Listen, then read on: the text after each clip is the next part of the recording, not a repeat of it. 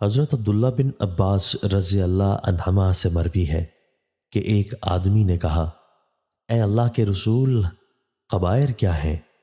آپ صلی اللہ علیہ وآلہ وسلم نے فرمایا، اللہ کے ساتھ شرک کرنا، اللہ کی رحمت سے نا امید ہونا اور اللہ کی رحمت سے مایوس ہونا۔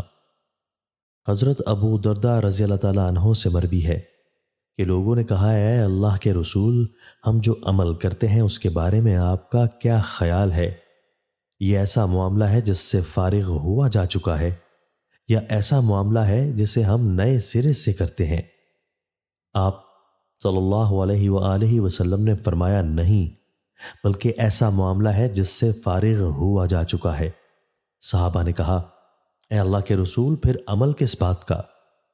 آپ صلی اللہ علیہ وآلہ وسلم نے فرمایا، ہر آدمی کو اس کام کی طرف آسانی دی جاتی ہے جس کے لیے وہ پیدا کیا گیا ہے۔